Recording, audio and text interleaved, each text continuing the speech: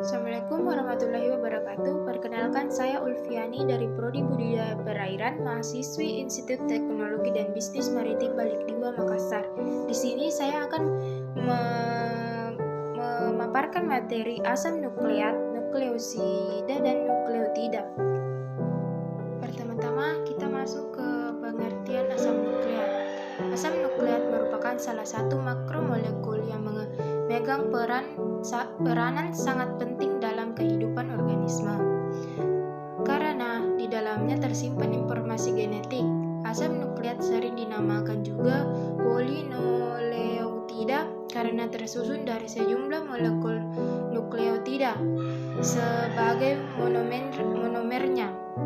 Tiap nukleotida mempunyai struktur yang terdiri atas gugus fosfat, gula pentosa, dan basa nitrogen atau basa nukleotida atau basa. Yang kedua adalah fungsi asam nukleat.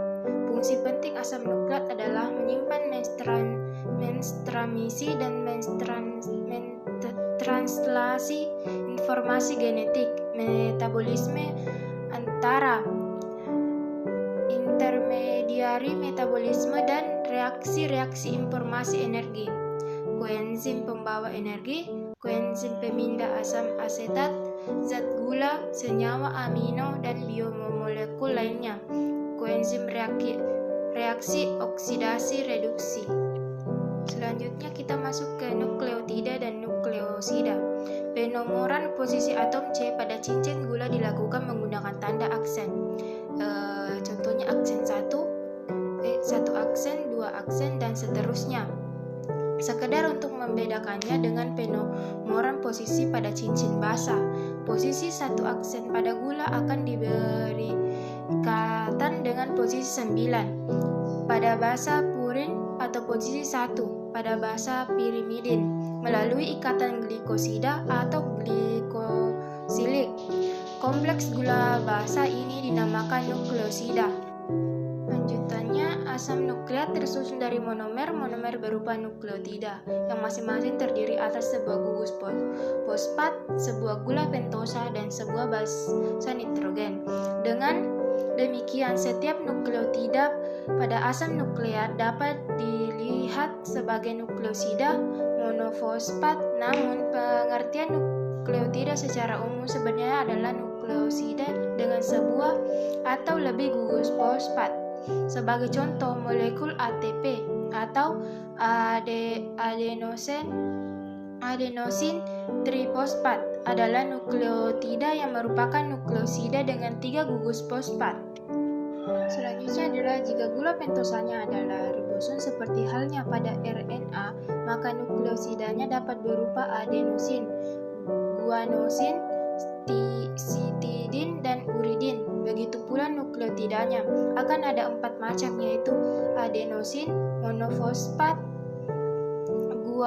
guanosin monofosfat, sitidin monofosfat, dan uridin monofosfat. Sementara itu, jika gula pentosanya adalah deoksiribosa seperti halnya pada DNA, maka 2 aksen deoksiribo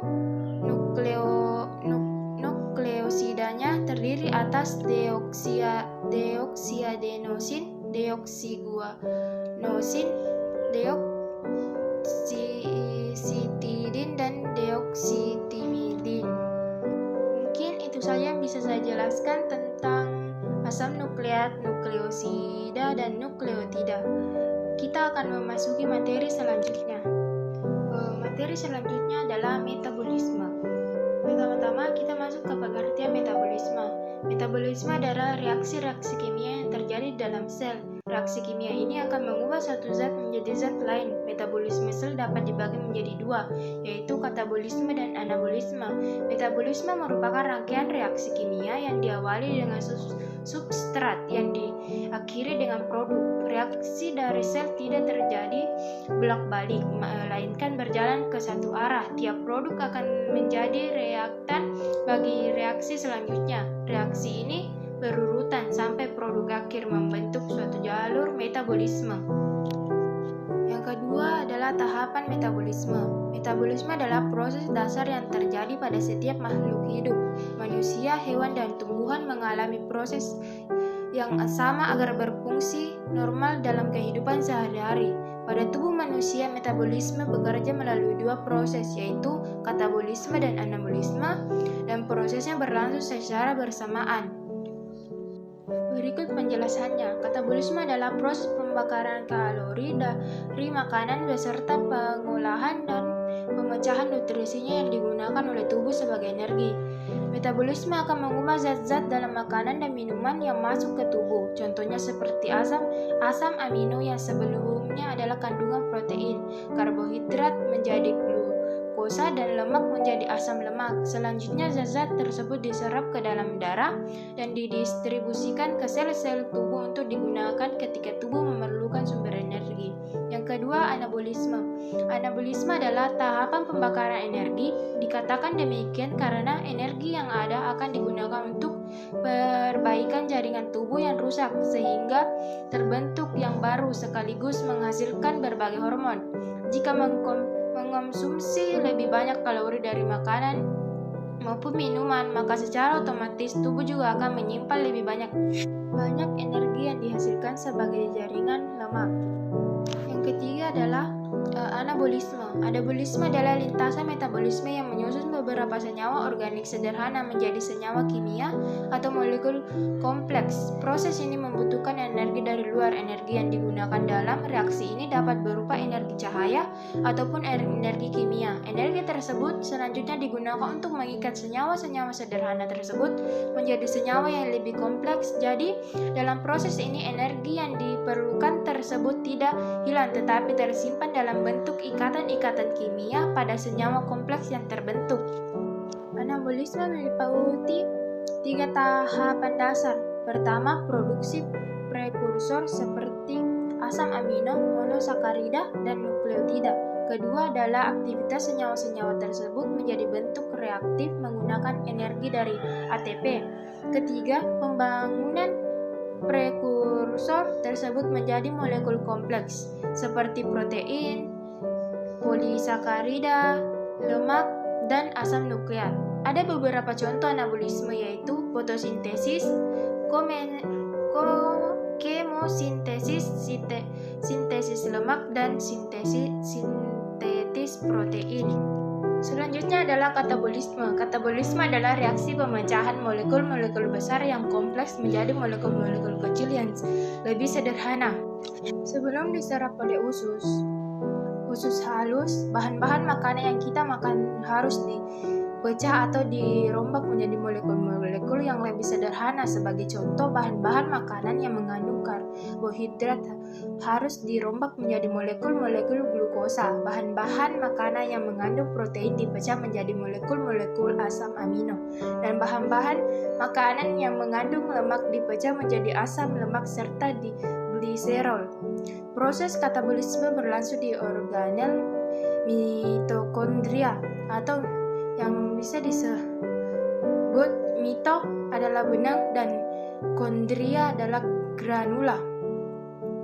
Organel ini sering disebut sebagai the powerhouse of cell karena berperan sebagai organel penghasil ATP. Mitokondria mengandung enzim-enzim yang berguna dalam respirasi seluler. Organel penghasil ATP ini memiliki membran ganda atau membran luar dan membran dalam. Mungkin itu saja yang bisa saya jelaskan untuk materi metabolisme. Kita akan ke materi selanjutnya. Materi selanjutnya adalah enzim.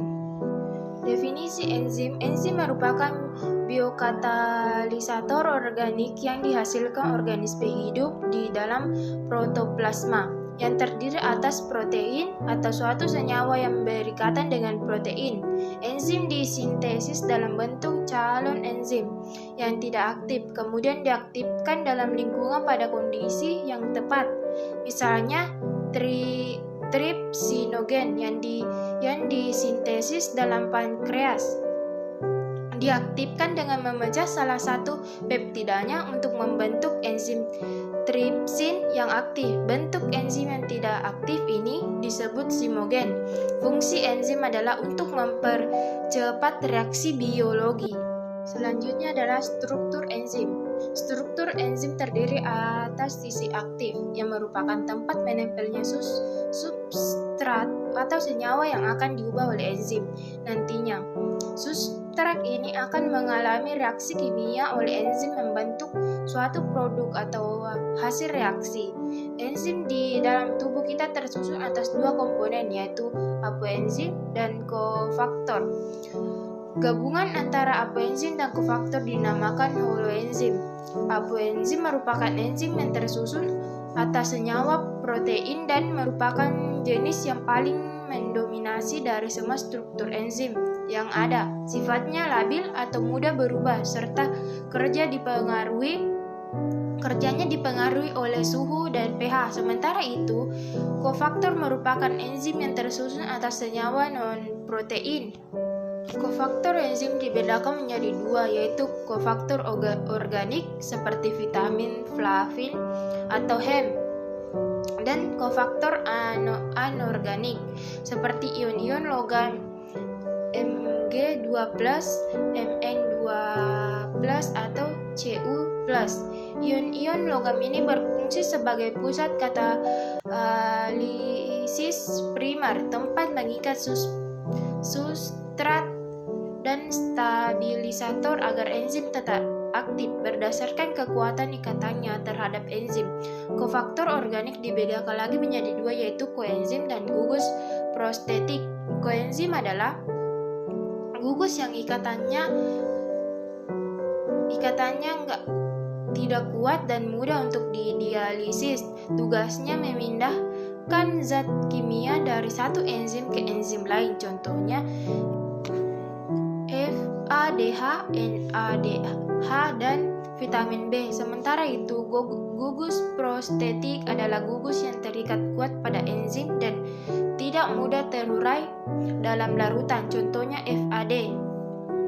Enzim memiliki sifat-sifat seperti enzim hanya mengubah kecepatan reaksi, enzim bekerja secara spesifik, enzim merupakan protein, enzim diperlukan dalam jumlah sedikit, enzim bekerja secara bolak-balik, dan enzim dipengaruhi oleh faktor lingkungan. Enzim memiliki cara kerja yang pertama, teori gembok dan anak kunci atau lock and key teori.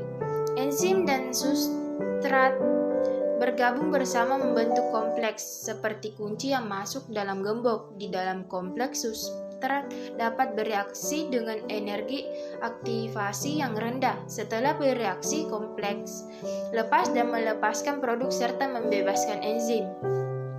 Yang kedua adalah teori kecocokan yang terinduksi atau inductive teori. Menurut teori kecocokan yang terinduksi, sisi aktif enzim merupakan bentuk yang fleksibel. Ketika substrat memasuki sisi aktif enzim, bentuk sisi aktif termodifikasi melingkupi substrat membentuk kompleks. Ketika produk sudah terlepas dari kompleks, enzim tidak aktif menjadi bentuk yang lepas sehingga substrat yang lain kembali bereaksi dengan enzim tersebut. Kerja enzim dipengaruhi oleh beberapa faktor, yaitu faktor suhu, derajat keasaman atau pH, inhibitor, dan konsentrasi substrat. Mungkin itu saja materi yang bisa saya sampaikan.